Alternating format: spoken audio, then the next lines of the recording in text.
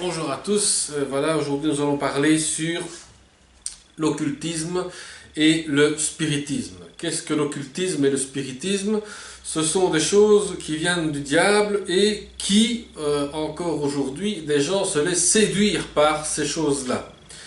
Et nous allons voir un peu comment éviter de tomber dans ce piège-là et comment aussi éviter que le diable nous tente à aimer les choses occultisme et spiritisme. Nous allons lire dans Matthieu chapitre 4 verset 1 à 11 qui dit: La tentation de Jésus. Alors l'Esprit Saint conduisit Jésus dans le désert pour qu'il soit tenté par le diable. Après avoir jeûné pendant 40 jours et 40 nuits, il eut faim. Le tentateur s'approcha et lui dit: Si tu es le Fils de Dieu, ordonne que ces pierres se changent en pain.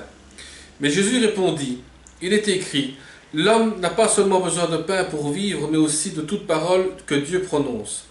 Alors le diable le transporta dans la cité sainte, le plaça sur le haut du temple, et lui dit: Si tu es le Fils de Dieu, lance-toi dans le vide, car il est écrit, il donnera des ordres à ses anges à ton sujet.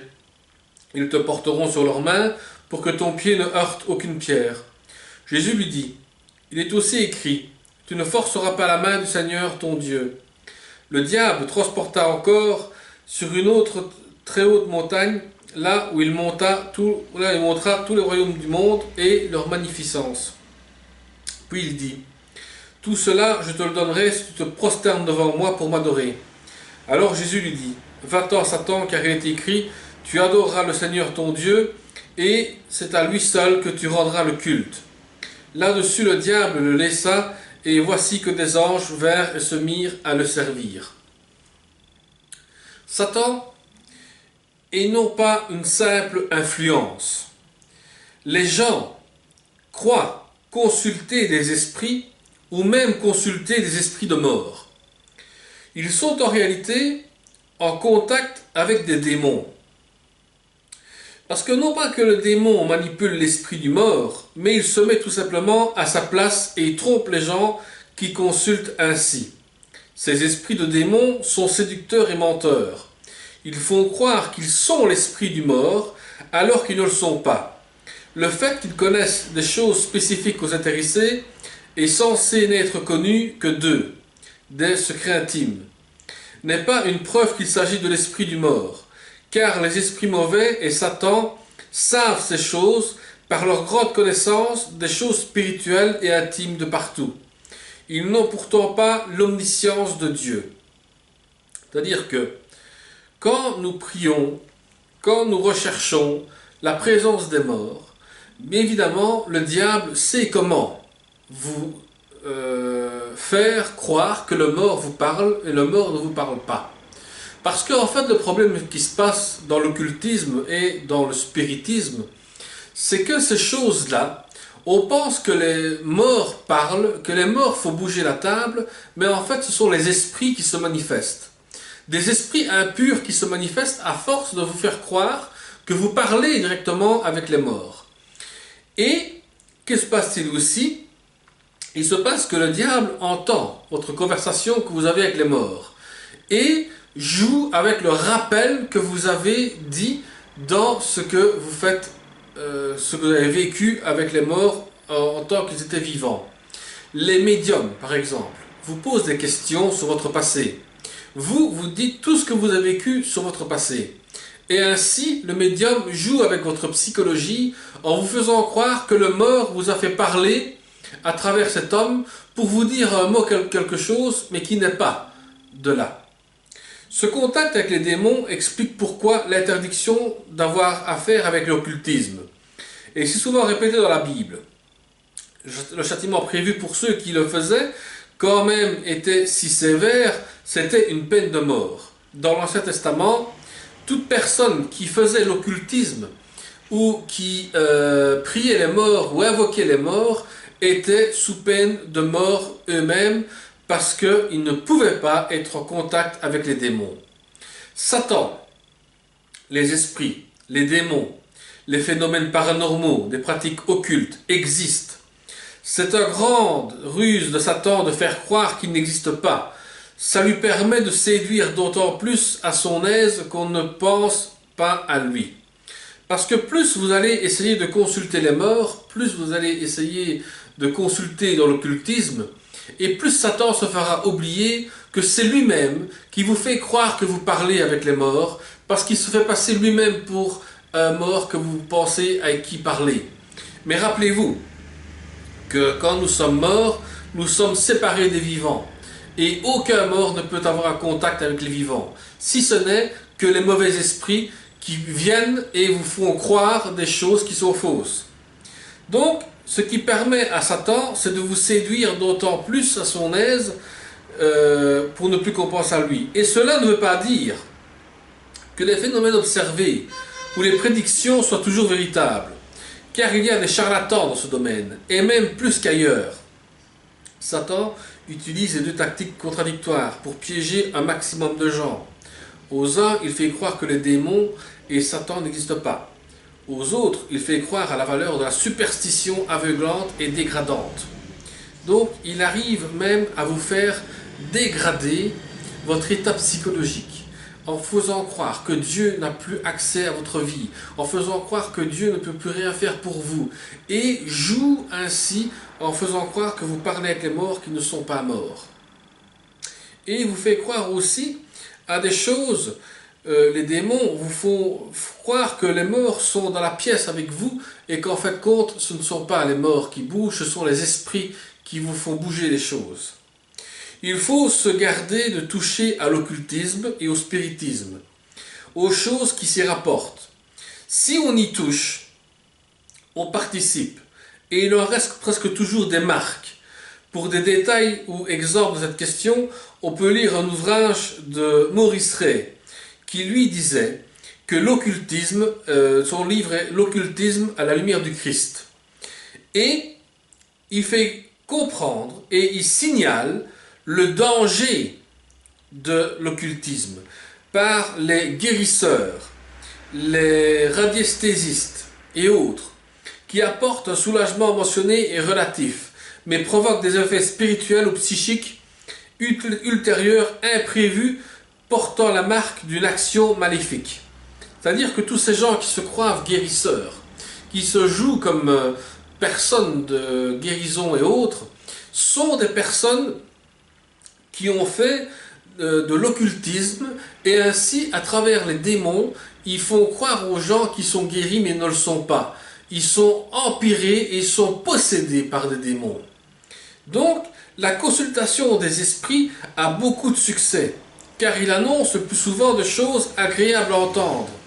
Quant au l'au-delà, au bonheur qui s'y trouve dans le futur, et que les annonces de malheur ou de condamnation de Dieu ne sont pas vraies, quand on vous dit « écœurez-vous des évocateurs d'esprit et de diseurs de bonne aventure », la parole de Dieu nous dit de répondre « Un peuple ne s'enquiert-il pas de son Dieu?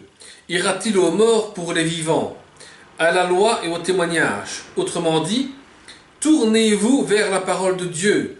La Bible, le mot de témoignage, désignait les tables de la loi mises dans l'arche donnée à Moïse. S'il ne parle pas selon cette parole, il n'y a pas d'aurore pour lui. Et ça, on peut lire dans Ésaïe 8, 21 à 22 pour comprendre pourquoi ne pas parler avec les morts.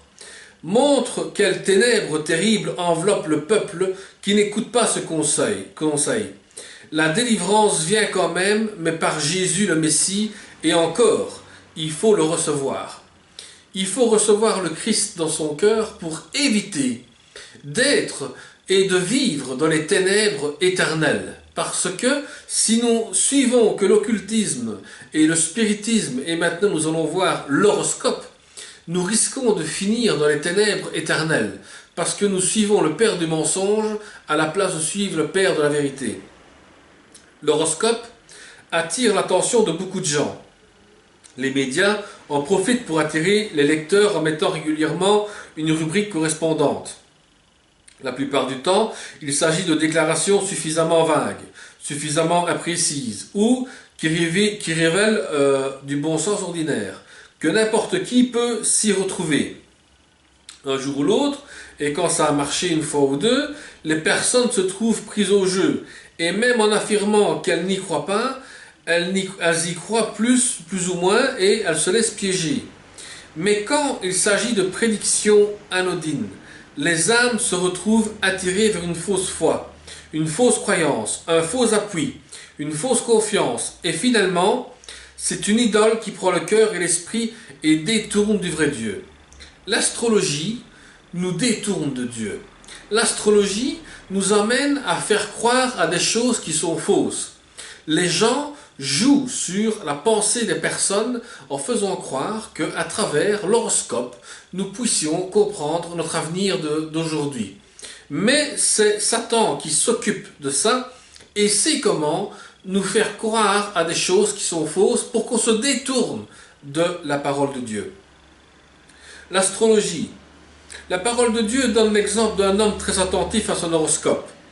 Il était tellement attentif qu'il ne faisait rien sans consulter et en début d'année, il déterminait le mois par mois ses actions de l'année par son horoscope.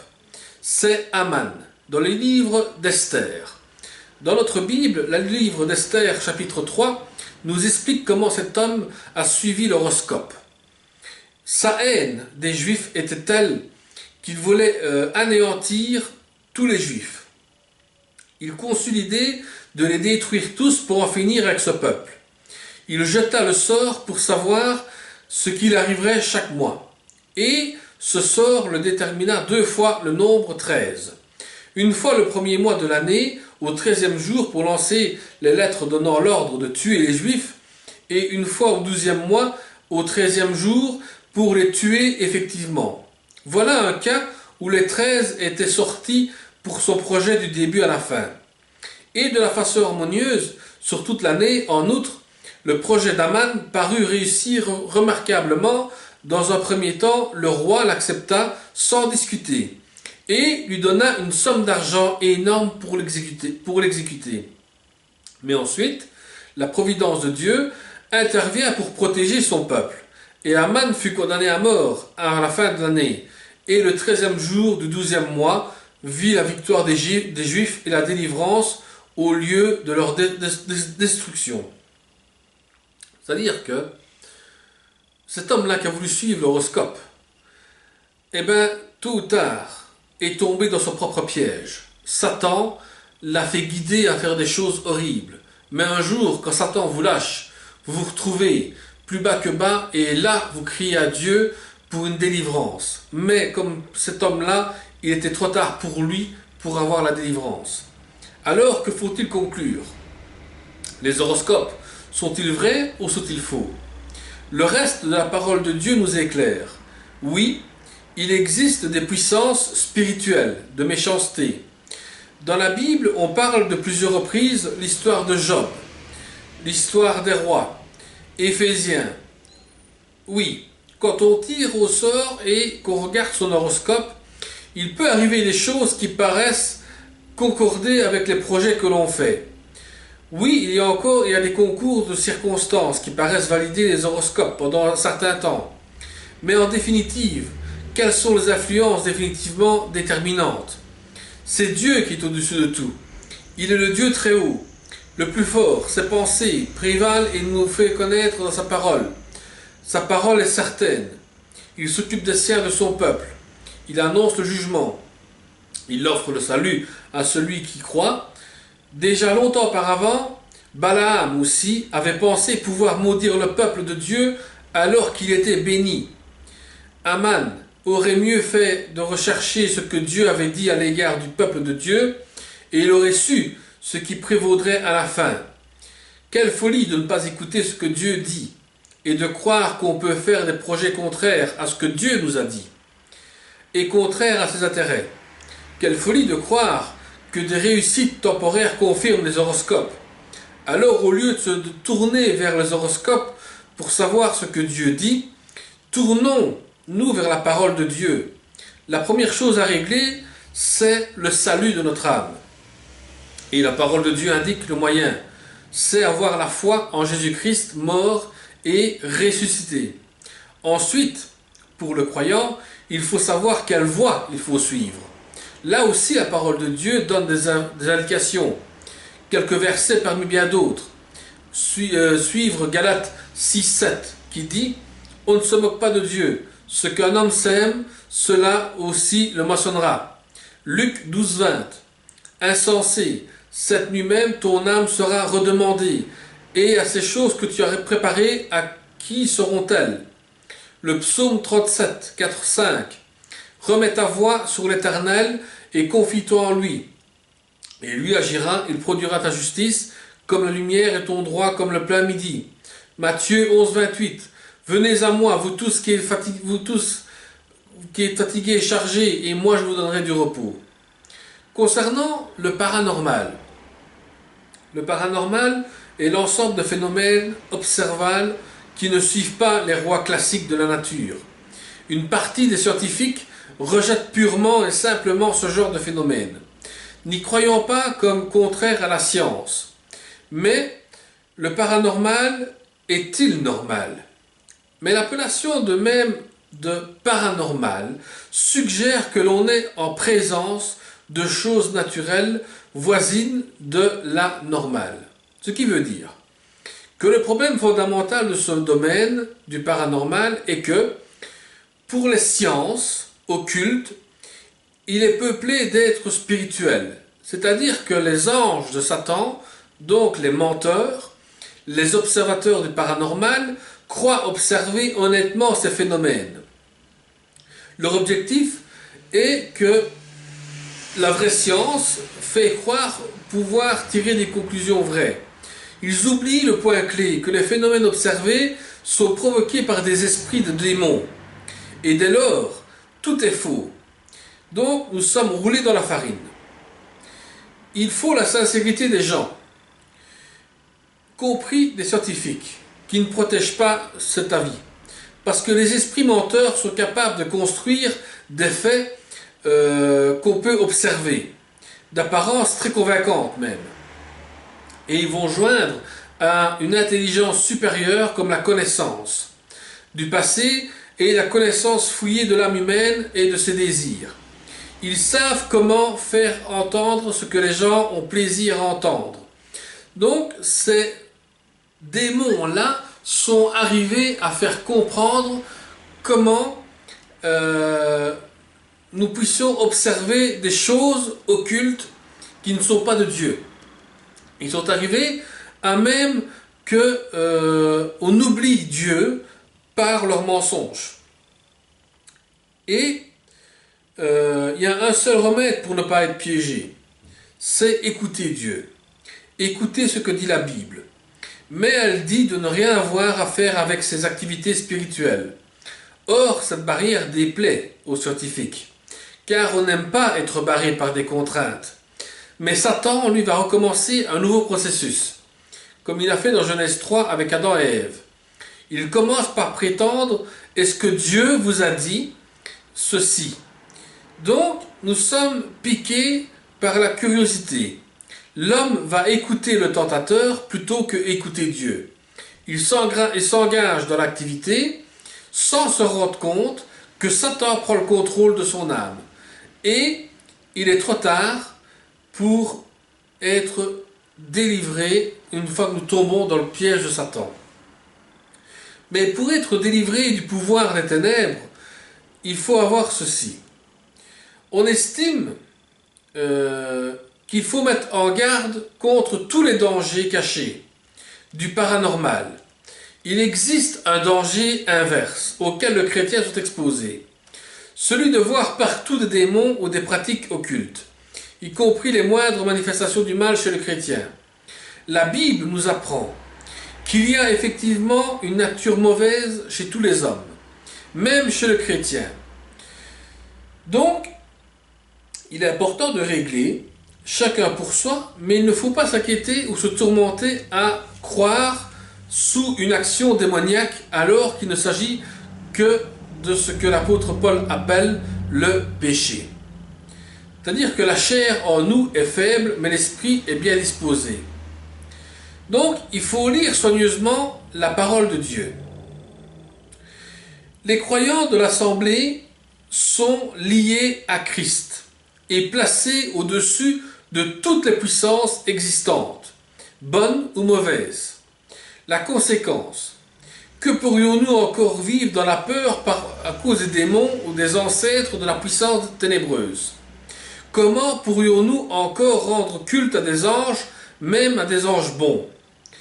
Si la puissance de Satan et de ses agents est grande et dangereuse, il ne faut pas oublier que non seulement Dieu est le Tout-Puissant, qui est au-dessus, mais que Christ a triomphé des puissances spirituelles mauvaises à la croix. Le Christ a tout détruit à la croix. Et c'est gloire à lui que nous avons la victoire de ne plus être esclaves de Satan. L'enfant de Dieu est du côté du vainqueur. Son affaire, c'est de marcher avec Dieu, marcher dans le bon pas, suivre le bon berger, se charge de garder ses brebis, mais qu'aucune de ses brebis ne s'éloigne volontairement en désobéissant de peur que Dieu ne le livre à un châtiment. Il existe chez certains chrétiens le danger de se donner l'importance en prétendant avoir affaire directement aux démons et savoir les combattre. Il y a le danger de croire qu'on a affaire à des démons, alors que ce n'est pas le cas. De tels chrétiens peuvent même faire des pratiques qu'on qualifierait d'exorcisme.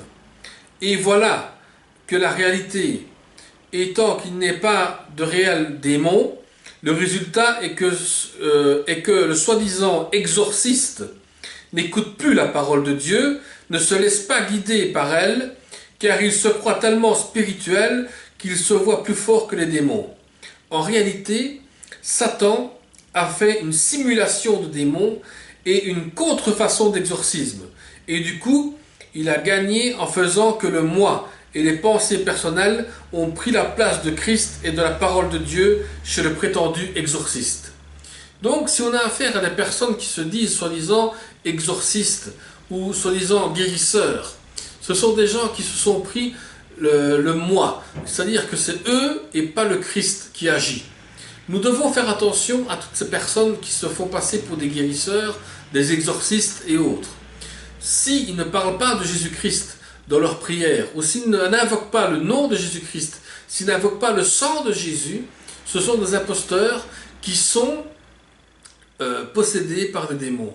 Et vous-même, nous-mêmes, nous pouvons être aussi possédés par ces démons pour cause de manque de sagesse, pour cause de manque de désobéissance à la parole de Dieu. Donc il est important que nous obéissons à la parole de Dieu, que nous croyons vraiment profondément à la parole de Dieu et obéir vraiment à Dieu, c'est le plus important. Nous allons prier pour conclure tous ensemble, pour que Dieu puisse nous aider à continuer à avancer dans ce grand domaine. Seigneur, nous te bénissons, te remercions, te demandons encore, Seigneur, aujourd'hui, de pouvoir nous ouvrir les yeux sur l'occultisme, le spiritisme, Seigneur, parce que tu vois, Seigneur, que tes enfants, des fois, peuvent volontairement te désobéir, Seigneur, et nous te demandons, Seigneur, encore aujourd'hui, de nous garder, Seigneur, que ta parole soit toujours dans nos cœurs, soit toujours dans nos pensées, et que personne, Seigneur, nous séduise par l'occultisme ou le spiritisme, ou même l'horoscope, que personne ne vienne avec des séductions, de guérison et autres, Seigneur, mais que nous suivons ta parole et nous obéissons à ta parole. Nous remettons tout entre tes mains, Seigneur, dans le nom de Jésus-Christ. Amen.